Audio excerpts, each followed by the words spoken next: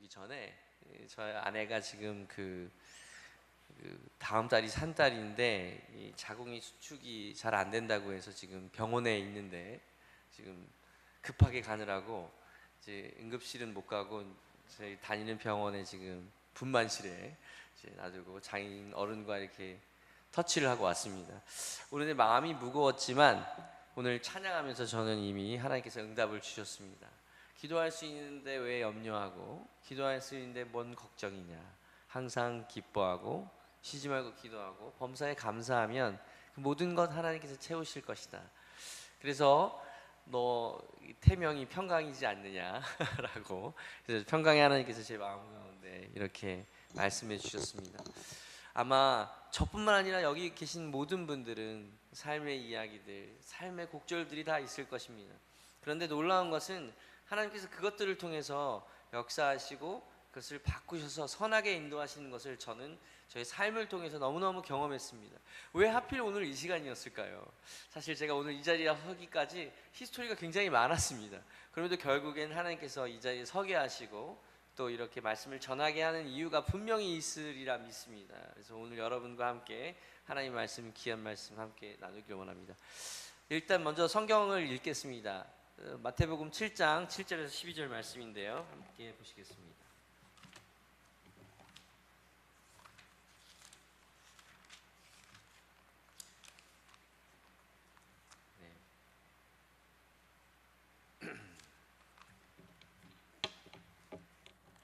다 잘 아시는 말씀인데요, 함께 큰 소리로 읽어보겠습니다. 구하라 그리하면 너희에게 주실 것이요, 찾으라 그리하면 찾아낼 것이요, 문을 두드리라 그리하면 너희에게 열릴 것이니 구하는 이마다 받을 것이요, 찾는 이는 찾아낼 것이요, 두드리는 이에게는 열릴 것이니라.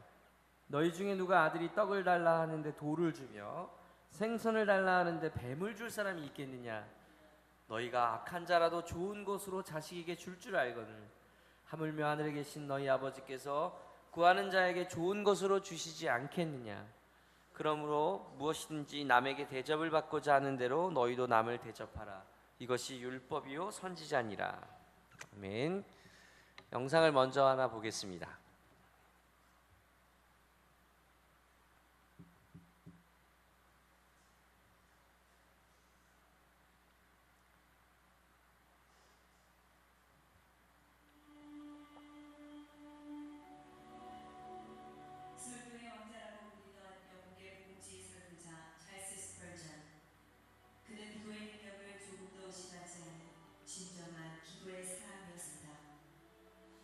그 기도의 힘으로 22세의 어린 나이에 매주 10,000명 이상의 군중에게 영혼을 토하는 열정으로 예수를 증거하였습니다. 그리스도인이 포기하지 않고 무릎을 꿇고 간구할 때 죄우는 더 이상 힘을 발휘하지 못합니다. 아멘. 사랑하는 형제들이여, 기도합시다. 우리 모두는 논쟁할 수 없지만 우리 모두는 기도할 수 있습니다.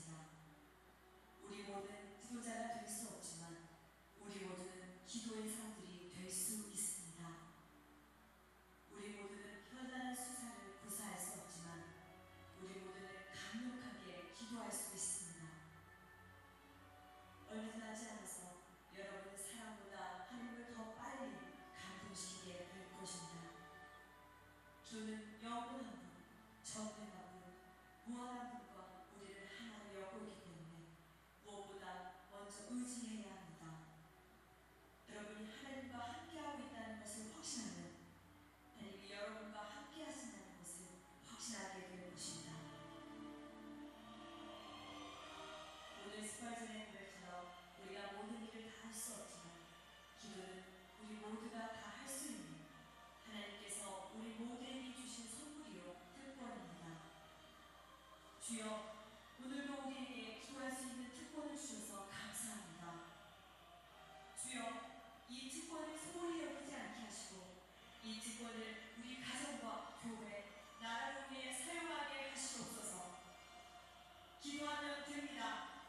하나님은 응답하십니다. 아멘. 우리가 손을 모으는 순간 하나님의 손이 움직입니다. 우리가 기도하는 순간 하나님의 마음이 움직이는 것입니다. 오늘은 금요기도회입니다. 저는 이 금요기도회란 이름이 참 좋습니다. 왜냐하면 저는 이 기도의 힘과 능력을 믿기 때문입니다. 오늘 보신 찰스 스펄전 목사님은 평생 동안 1000만 명이 넘는 사람들에게 설교를 전했고요. 100여 년 전 그 영국을, 빅토리아 시대의 영국을 퇴폐와 향락에 물들었던 영국 사회를 복음주의로 회복했던 사도 시대 이후에 최고의 설교자로 평가받는 설교자이자 목회자였습니다. 다른 어떠한 것보다 찰스 스펄전 목사님은 복음에 대해서 포기하지 않는 복음주의자였고 무엇보다도 기도의 능력을 믿는 목회자였습니다. 당신의 목회 현장에서 가장 중요한 것이 무엇인지 아는 하나님의 사람이었던 것입니다. 저는 여러분이 목회자나 사역자는 아니지만 누구보다도 더 중요한 기도자로 이 자리에 오신 것을 믿습니다. 저는 살아오면서 하나님의 사람들을 만날 수 있는 축복을 얻었었습니다. 또 그분들의 삶을 곁에서 지켜볼 수 있는 기회들을 가질 수 있었습니다. 특별히 우리나라 복음주의 1세대 목회자라고 말씀드릴 수 있는 홍정길, 옥한음, 화용조, 이동원 목사님을 직접 만나뵙기도 했고요. 특별히 그분들의 멘토였던 김준곤 목사님을 2007년에 만나본 적이 있습니다.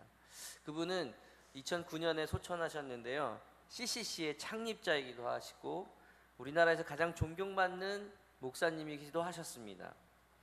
30여만 명의 대학생들을 복음으로 하나님의 사람으로 키우신 분이시죠.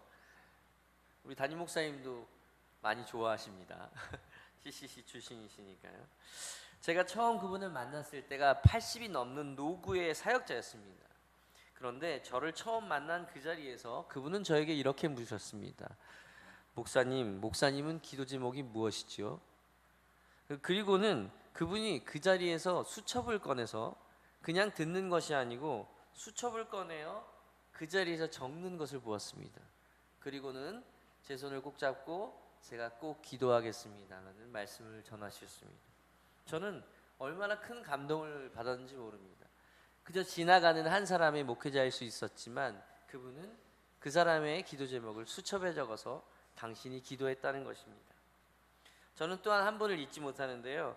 온누리교회를 개척하고 현재로서도 국내 최대의 교회이기도 하죠. 교회가 크다고 좋은 건 아니지만 고 화용조 목사님은 제가 2002년도에 신학교 마지막 학기에 온누리교회에 갈 기회가 있었는데요. 그곳에서 만났을 때 너무 보기 어려운 분이시잖아요. 그래서 제가 계단에서 기도해달라고 했더니 그분이 그냥 그 자리에서 많은 사람들과 이동하시다가 저의 머리에 손을 얹고 기도해 주셨습니다. 저는 하나님의 사람들을 만날 때마다 그분들의 공통점을 보게 되는 것입니다. 그것은 바로 기도의 힘과 능력을 믿는다는 것입니다. 그래서 그분들은 그들의 삶이 기도의 삶이고 그분의 삶이 기도의 결과입니다. 그 덕분에 그분들은 수많은 사람들을 살려냈고 우리나라 기독교 역사 속에 소중한 흔적들을 남기실 수 있었다는 것 같습니다. 사랑하는 성도 여러분, 저는 여러분들도 기도의 사람들이 되시기를 축복합니다. 제가 이렇게 기도에 대해서 자신 있게 얘기할 수 있는 이유는요, 제가 바로 기도의 힘과 능력을 실제로 체험하며 살고 있기 때문입니다. 가끔씩 제가 하나님께 묻습니다. 제가 말씀드린 적이 있는지 모르겠는데요. 하나님, 왜 저에게 하나님 이런 축복과 은혜들을 주십니까? 라고 물으면 하나님께서 늘 보여주시는 모습이 있습니다. 그것은 제가 자기 전에 늘 하나님께 기도하던 습관을 가졌었는데요. 어렸을 때부터 부끄럽지만 요즘은 가끔 피곤해서 그냥 잘 때도 많습니다만 제가 그 초등학교 5학년 때쯤이었을 거예요. 제가 엉덩이를 들고 기도하다가 이렇게 무릎을 꿇고 기도하다가 실례를 했습니다. 네. 방구가 나왔다는 거죠. 별로 웃지 않으시는군요.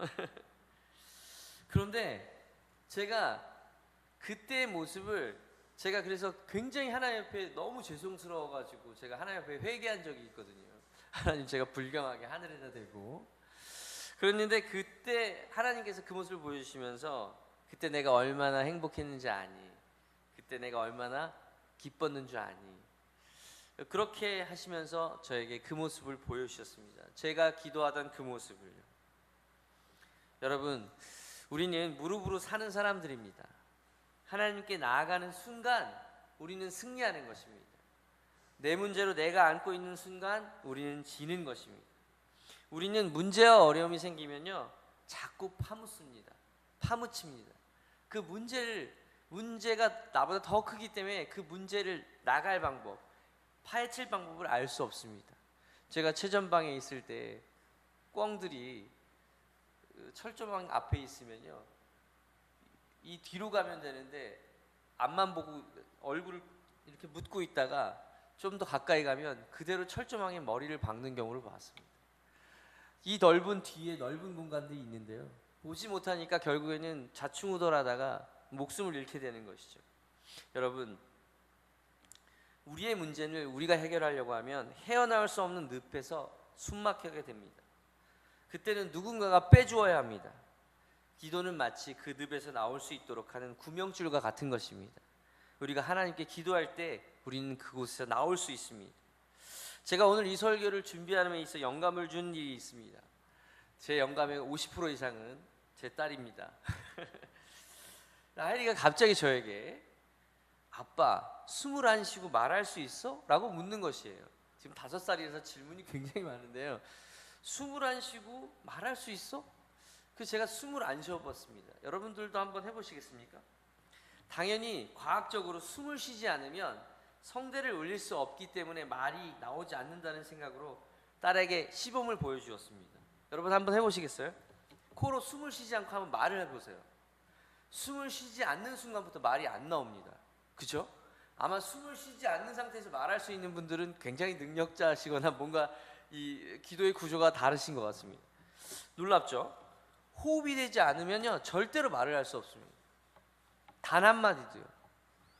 숨을 쉬어야, 호흡을 해야 말을 할 수 있다는 것입니다. 사랑하는 여러분, 기도는 바로 영혼의 호흡입니다. 기도하지 않으면 우리는 숨을 쉴 수 없다는 것입니다. 기도하지 않으면 그 어떠한 말도 하나님께 전달될 수 없다는 것이죠. 기도 외에는 어떤 삶의 기적과 변화도 경험할 수 없는 것입니다.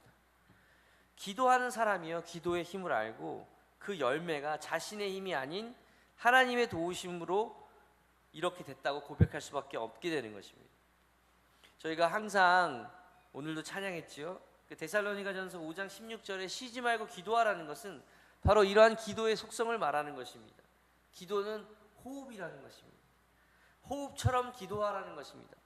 매일 매순간 매분 매초가 우리의 기도가 되어야 한다는 것입니다. 우리의 삶의 모든 순간순간 한 걸음 한 호흡이 바로 기도의 삶이 되어야 한다는 것을 말하는 것입니다. 기도는 우리들의 호흡이라는 말은 생명이란 말과 동일합니다. 1분도 숨 쉬지 않고 살 수 없는 인생이기 때문입니다. 즉, 기도하지 않고 산다는 것은 우리가 호흡을 포기한다는 것입니다. 오늘 본문 마태복음 7장 7절의 말씀은 여러분 모두가 잘 아는 말씀입니다. 그런데 마태복음 7장만이 기도에 대해 말씀하고 계신다는 것이 아니라는 것을 저는 이번 말씀을 준비하면서 알았습니다. 여러분, 신약에 제일 처음 나온 말씀이 뭐죠? 마태복음이죠. 제일 중요한 것을 맨 앞에 두거나 맨 뒤에 둡니다. 신약에서 있어서 가장 중요한 말씀 중에 하나라는 것이겠죠. 물론 모든 말씀이 소중하지만 다 아시죠? 1장은 예수님의 탄생을 설명하기 위한 족보가 나옵니다. 2장은 예수님의 탄생에 대한 이야기, 3장은 예수님의 어린 시절, 4장은 세례 요한의 이야기, 예수님의 사역을 알리는 그러한 이야기가 나옵니다. 그러면 첫 번째 5장에 나오는 산상수훈이라는 것이 있습니다. 그것은 예수님이 사역을 시작하시면서 자기가 어떠한 사역을 하시겠다라고 말씀하신 정리된 메시지입니다. 여러분 한번 찾아서 한번 읽어볼까요? 마태복음 5장입니다. 3절부터 보시면 심령이 가난한 자는 복이 있나니 천국이 그들의 것이며 애통하는 자는 복이 있나니 그들이 위로를 받을 것이며 온유한 자는 복이 있나니 그들이 땅을 기업으로 받을 것이며 의에 줄이고 목마른 자는 복이 있나니 그들이 배부를 것이며 긍휼히 여기는 자는 복이 있나니 그들이 긍휼히 여김을 받을 것이며 마음이 청결한 자는 복이 있나니 그들이 하나님을 볼 것이며 화평하게 하는 자는 복이 있나니 그들이 하나님의 아들이여 일컬음을 받을 것이요 의를 위하여 박해를 받는 자는 복이 있나니 천국이 그들의 것임이라. 나로 말미암아 너희를 욕하고 박해하고 거짓으로 너희를 거슬려 모든 악한 말을 할 때 너희에게 복이 있나니 기뻐하고 즐거워하라. 너희에게 상이 큼이라. 너희 전에 있던 선지자들도 이같이 박해하였느니라. 여러분, 이게 무슨 말씀일까요? 저는 이 말씀들을 보면서 이것이 바로 우리가 해야 할 기도 제목이라는 것을 알게 되었습니다. 다시 한번 해볼게요. 마음이 가난한 자가 되게 하소서. 교만한 자를 치신 하나님, 나의 심령을 가난하게 하사 항상 하나님의 은혜를 간절히 사모하는 사람이 되게 하여 주시옵소서. 그리하여 하나님의 나라가 제 삶과 우리 가정과 이 나라 가운데 임하게 하여 주시옵소서. 두 번째, 하나님 애통하는 마음을 늘 부어 주시옵소서. 내 형제와 자매 그리고 갈라진 나라와 헤어진 민족을 위해 늘 애통하는 마음으로 기도하게 하여 주시옵소서. 이산 가족의 아픔과 가족과 헤어져야만 하는 이 시대의 수많은 난민들과 망명자들을 위해 울게 하여 주시옵소서. 그리하여 하늘에서 내린 위로가 그들에게 임하게 하시고 그들의 위로하심이 늘 우리의 삶에 있게 하여 주시옵소서. 하나님 온유한 자가 되게 하여 주시옵소서. 이 땅을 유업으로 받게 하여 주시옵소서. 그리하여 구워주고 나누어주고 섬기고 차고 넘치게 도울 수 있는 하나님의 온유한 사람으로 하나님의 복을 누리게 하여 주시옵소서. 하나만 더 해볼까요? 하나님 늘 하나님의 의에 줄이고 목마른 사람으로 살게 하여 주시옵소서. 그리하여 늘 배에서 생수의 강이 흘러넘치고 영원히 목마르지 않는 예수님으로 풍성한 인생 되게 하여 주시옵소서. 그리하여 주변의 사람들을 살리고 사회를 바꾸고 열방 가운데 하나님의 놀라운 풍성함으로 이 빈약하고 빈곤한 시대에 하나님의 풍성함을 경험케 하여 주시옵소서. 여러분 기도할 수 있지 않겠습니까? 이것이 바로 하나님께서 우리에게, 예수님께서 우리에게 가르쳐 주려고 하는 기도의 제목 아니겠습니까? 사랑하는 여러분, 6장은 어떠한가요? 아예 예수님이 기도에 대해서 말씀하고 계십니다. 여러분 주기도문이 나옵니다. 우리가 매일 모일 때마다 기도하는 기도문인 것입니다. 6장은 아예 너희는 이렇게 기도하라고 이야기하셨습니다. 7장은 어떨까요? 아예 직접적으로 명령하십니다. 오늘의 말씀이죠. 요구하십니다. 명령하십니다. 구하라 그리하면 너희에게 주실 것이다. 찾으라 그리하면 너희가 찾을 것이고 문을 두드리라 그러면 너희에게 열릴 것이다. 이것이 다 무엇일까요? 다 우리의 기도를 이야기하는 것입니다. 바로 기도의 형태와 기도의 정의에 대해서 이야기하는 것입니다. 그런데 더 놀라운 사실은요, 바로 9절에서 11절의 말씀입니다. 너희 중에 누가 아들이 떡을 달라 하면 내 돌을 주며 생선을 달라 하는데 뱀을 줄 사람이 있겠느냐? 너희가 악한 자라도 좋은 것으로 자식에게 줄 줄 알거늘 하물며 하늘에 계신 너희 아버지께서 구하는 자에게 좋은 것으로 주시지 않겠느냐? 그러므로 너희 무엇이든지 남에게 대접받고자 하는 대로 너희도 남을 대접하라. 이것이 율법이요 선지자라. 제가 여러 번 말씀드리지만 저는 라헬이를 얻고 나서 제 인생에 있어 전환점과 같은 깨달음을 얻게 되었고 배우고 있습니다. 왜 예수님을 보내신 하나님의 사랑이 놀라운지 제가 자녀를 키우면서 알게 되었습니다. 그러니 자녀를 넷이나 키우고 있는 우리 이상민 목사님은 더 잘 아실 것 같습니다. 아까 좀 충격적인 이야기를 들었긴 했지만 제가 보완은 유지해 드리겠습니다. 더 하나님의 사랑을 경험하시게 될 것입니다. 절절하게 배우고 있습니다. 왜 빵을 달라고 하면 돌을 줄 수 없는지, 생선을 달라고 하는 자녀에게 뱀을 줄 수 없는지, 이것은요 우리를 하나님께서 시험하시겠다는 뜻이 아닙니다. 이것은 무조건 하나님이 그렇게 해주시겠다는 겁니다. 변할 수 없는 하나님의 속성을 우리에게 말씀하십니다. 하나님은요 변하지 않는 속성, 바로 우리의 아버지이십니다. 그것도 참 좋은 하나님이십니다. 절대로 우리에게 돌과 뱀을 주시지 않습니다. 구하는 자에게, 찾는 자에게, 두드리는 자에게 하나님은요 그분의 크고 놀랍고 비밀스러운 것을 우리에게 주시는 것입니다. 제가 주 안에서 자랑하라고 해서 했으니 하나님께서 올 한 해 저의 삶을 어떻게 인도하고 계신지 제가 작년 말에 적어낸 기도 카드를 목사님께 달라고 해서 목사님이 비밀스럽게 숨겨둔 곳에서 저에게 주셨습니다. 그래서 촬영한 것을 저희가 여러분에게 보여드리고 싶습니다. 잘 안 보이시니까 제가 읽어드릴게요. 첫 번째, 아동부의 성장과 부흥을 기도합니다. 두 번째, 새로운 장막을 허락하여 주시옵소서. 세 번째, 평강이의 순산을 주시고 아내의 건강을 지켜주소서. 일터에서 존경과 사랑을 성과를 내어 주님의 영광을 드러나게 하소서. 참사랑 교회에서의 사역이 늘 행복하고 감사한 순간들이 되게 하소서. 제가 저렇게 5가지의 기도 제목을 적어서 작년에 냈습니다. 그런데 놀라운 것은 저 5가지가 다 이루어지고 있고 이루어졌습니다. 네. 제가 이번 2월에 이사하게 됐죠. 전에 있는 곳보다 훨씬 좋은 곳으로 이사하게 됐고요. 네, 이제 평강의 순산만이 남았습니다. 그리고 아동부도 물론 유치부에서 보내주셔서 많은 부흥이 있었지만 하나님께서 아동부에게 부흥을 허락하시고 또 하나님께서 놀라운 일들을 저에게 많은 것을 보여주셨습니다. 저는 하반기를 더 기대합니다. 아동부 가운데 놀라운 또 매번 이 참사랑의 사역들이 행복하고 감사하게 해달라고 정말 한순간도 힘들고 어렵지 않고 감사하고 기쁘게 이 일을 섬기고 있습니다. 2017년 카드는 더 놀랍습니다. 2017년 카드에는 제가 평강이를 둘째를 달라는 기도가 있었습니다. 여러분, 하나님은요 정확하십니다. 어쩌면 이거는 저에게만 감동적인 간증일 수 있습니다. 그런데 제가 이렇게까지 말씀드리는 것은 하나님께서는요 구체적으로 가장 좋은 때에 여러분의 기도에 응답하신다는 것을 말씀드리고자 하는 것입니다. 바로 기도한 사람에게 말입니다. 기도해야만 그것이 하나님께서 주권적으로 이끄신다는 고백을 하는 것입니다. 기도할 때 내 힘이 아닌 하나님의 힘을 쓰는 방법을 아는 것입니다. 여러분, 아이들이 힘든 것을 하다가 못하면 누구에게 부탁하죠? 부모님께 부탁합니다. 엄마, 내 배 위에 숨을 쉴 수 없을 만큼 큰 돌이 있어서 치워야 하는데 엄마 치워주실래요? 그럴 때 엄마가 그래? 그럼 내가 한번 생각해 볼게. 그게 너에게 좋은 일인지 나쁜 일인지 내가 생각해보고 옮겨줄게. 그런 엄마가 있을까요?